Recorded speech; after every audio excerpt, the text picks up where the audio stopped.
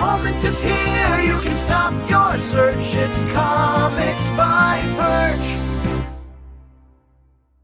Hey everybody, this is Perch, and I did this video about some things that the comic industry should start doing to make itself more healthy, to actually do better. And I said there would be two parts. So one video would be things the comic industry should start doing, and video should be things the comic industry should stop doing. And I kind of screwed it up right out the gate by talking about things they should start doing, which is also kind of things they shouldn't do. It didn't become the clean cut, nice BuzzFeed like listicle video that I had in my head. But practice makes perfect, right? I'm going to commit to doing the second video, which we're about to begin in right now, which in theory was going to be things the comic industry should stop doing, and we'll kind of be there, but it won't be perfect. And I'll keep working to excel at this wonderful clickbait listicle type, video. It's that's where all the money will come from. I'll make all the money and then do thousands more videos, thousands more. Comic Perch, 10 more years, 100 years. That's what's going to happen. No, I'm not going to do that bit.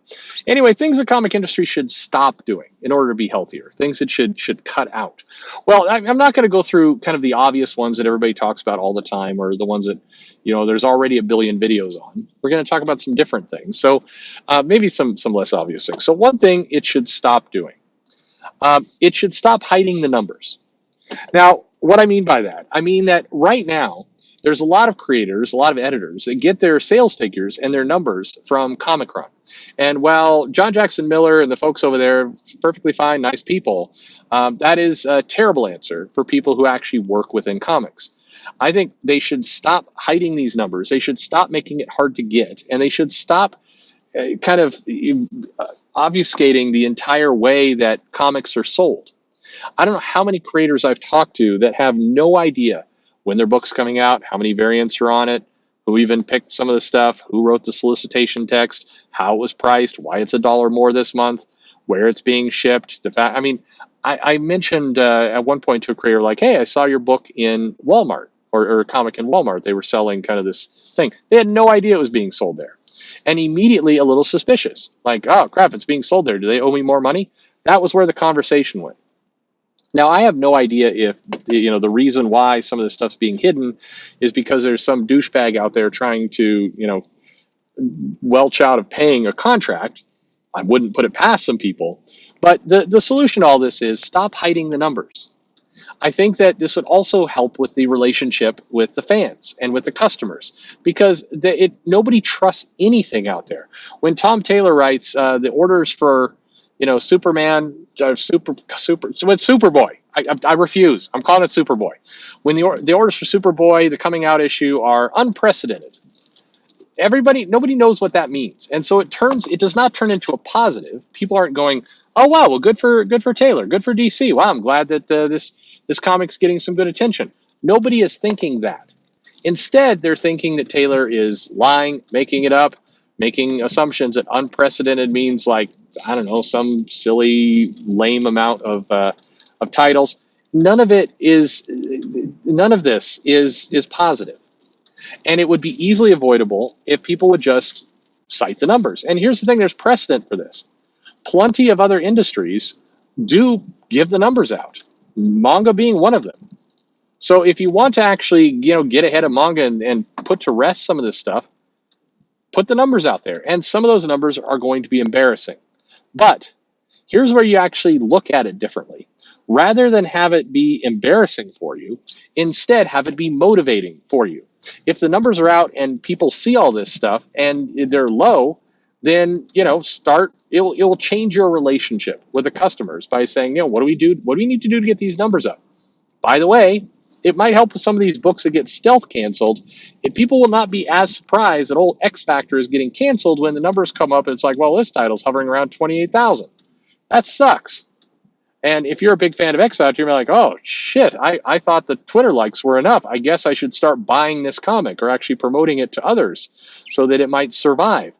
There's no harm in putting the numbers out, other than you might feel like you have a little bit of egg on your face, and it will take away your ability to just lie about the numbers, which I think some people do, enjoy, and that is part of their strategy, but it's not a healthy strategy. It's just getting people into trouble. None of this is good. So go with honesty. Show the numbers. Stop hiding them. And whatever you do, stop hiding them from your own team. That's absolutely absurd that goes on.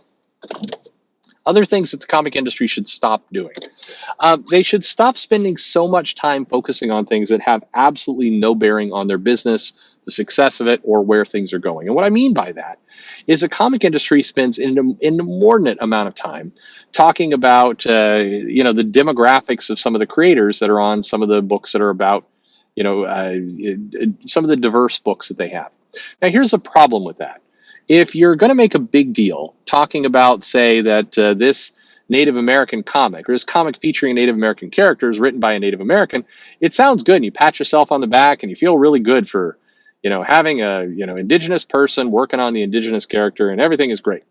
The problem is eventually it does backlash on you because people are like, hey, I couldn't help but notice that the indigenous person comic got zero marketing, lasted for 4 issues, got canceled, then vanished, and we don't see that writer anymore. Like, where's the writer? It's a trap the industry made for themselves by focusing on things that are irrelevant to the sales of the comic. All they do is set up a situation where at some point they either have to hope nobody notices that all of the diverse hires that they got no longer work for the company because they were put on books that really don't matter, and beyond that press release there was no attention given to them. If you look at the graveyard of diverse creators that Marvel has brought in, promoted, and then stopped working with less than 6 months later, it's embarrassing.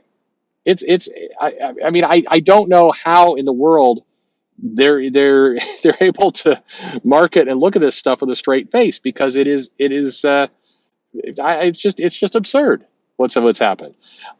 This is one example of many of things that just don't matter. Another really common one, when they dive in too much onto social media nonsense, either for causes or for stop the hate or this kind of stuff, unless you have something meaningful to say, just tweeting out a slogan doesn't really do anything. So stop doing it. It makes the company look petty and hollow and ultimately pretty hypocritical. If you say things like, we stand against hate, but then you allow some of your creators to bully somebody else off out of comics, then you look like an asshole. And people see it and they do remember it. Something else people should stop doing. So stop. This is going to be a tougher one to nail, but a lot of creators, and I've seen it happen. I've been present at many of these, and in fairness, I've participated. You know those videos that Joe and I do of bad pitches? You've heard them. There's several of them. You either love them or hate them. A lot of people like them. I'd say the vast majority of people like them. Other people dislike, say you guys are too sarcastic. I don't know. But the basic thing you're hearing there is something that happens at almost every single comic convention whenever gathering of people come together. And that people sit around, they drink, and they pitch terrible ideas to each other. And it's funny. It's fan fiction silliness. Here's the thing. People should stop getting emotionally attached to their bad ideas to the point that they actually want to make the comic out of them. As much as, I find it hilarious, City of Bruce and everything else, it would be a very stupid idea to actually create City of Bruce, put it in canon, and actually try and run with that thing. That's a dumb idea. That would wreck Batman. It would wreck Gotham. It would be a point of no return. You could do it as a what if Elseworlds kind of story, but even then, you don't want that. You don't want that in your publishing company. It is a bad idea. What would be a perfectly fine idea is if somebody did it as a little indie comic and they put it up as kind of a joke. That would be great. You can certainly do that, but don't take your bad bar idea and roll into comics. I am convinced, and I'm convinced because I was present at the origin state of some of these comics, and then I see them actually get solicited and put out. It is a bad idea to take some of these drunken, wouldn't it be funny if, and turn it into an actual comic. And again, there's been a lot of those. One more thing that people should stop doing kind of along the same lines, this is more to the writers. You know those funny kind of Easter eggs that they do in movies where you have a Marvel movie and then somewhere in the background you see like, I don't know, Thanos's jockstrap kind of sitting up against the wall and people were looking at it really closely. It's like, I recognize that. Cool. Don't be careful about that in the comics. In fact, in many ways, I would say writers stop messing around with Easter eggs entirely. Leave that to the artist. Let the artist draw in the little Easter eggs and do these other things. I mean, as long as it's not some kind of racist anti-Israel thing, yeah, whatever. Just don't let the artist put in the Easter eggs. The writers, it's not as subtle as you think. You're not always on the same page with the artist who's going to render whatever you're thinking in your head for this Easter egg, and it will come out goofy. And also, it's just not you're not it's not funny. It's not something that plays off well. It's something that makes your comic look cheaper as a result. One more thing the comic industry should, I actually could probably do this video for about 3 hours. But anyway, one more thing the comic industry should stop doing is and this is maybe, I don't know, for the event coordinators, everything else. While the Comic-Con is a great time for artists and writers to line up, you need to think a little bit more about how you're presenting some of these people to crowds, because you're creating this celebrity fan kind of relationship that's unhealthy for both parties. When you have the writers come up or the artists come up, or whoever else, and you do a big panel, yeah, people show up and want to hear that in the panel. That's cool. But when you go too far, and a couple cons recently have gone too far, I think Emerald City Comic Con has gone too far. When you do too much to boost up and basically create a gulf between the relationship of the creators and the fans, a lot of creators don't know what to do with that. They're awkward and uncomfortable in that situation. They're not used to it, and they don't feel okay with it. And then on the other end, it makes the fans kind of resent comics. One of the cool things about comics is this idea that we're all in the club together. That this is it's not like an actor, some Hollywood celebrity, and you, the poor schmuck sitting at home watching them on TV. It's a little bit closer of a community than that. If you want to have a community, you have to actually treat it like a community, which means people are going to have to come down off the pedestal. They're going to have to interact. And while I think there's plenty of examples of creators who do exactly that, and they tend to be well loved when they do, there's examples of the con organizers and others promoting this separation, and it's not healthy. It's bad for everyone. I think I've watched this stuff go to creators' heads in a really negative way.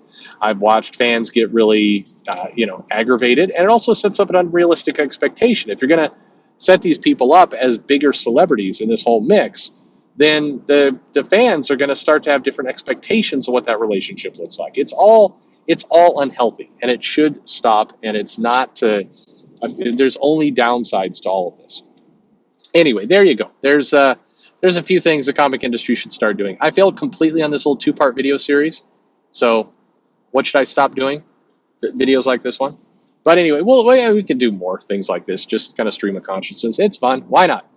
Anyway, you disagree, agree, disagree more than agreeing, or disagree doubly hard, whatever you like. Throw it in the comments below. Like and subscribe. Or you could be Mumbles and you could go, well, one thing the comic industry should do is Perch should stop making videos. You could put that in there. Huh? Mumbles? I'll bet Mumbles has already typed that, and now he's like, crap. And he's got to go, because he can't do what Perch says. He's got to go in there and delete it. That's what happened. If you go to this video and look at the comments, there's nothing from Mumbles there about this. It means he already posted and had to delete it. So, how about that? I'm just kidding. I don't know what I'm talking about. Thanks for listening.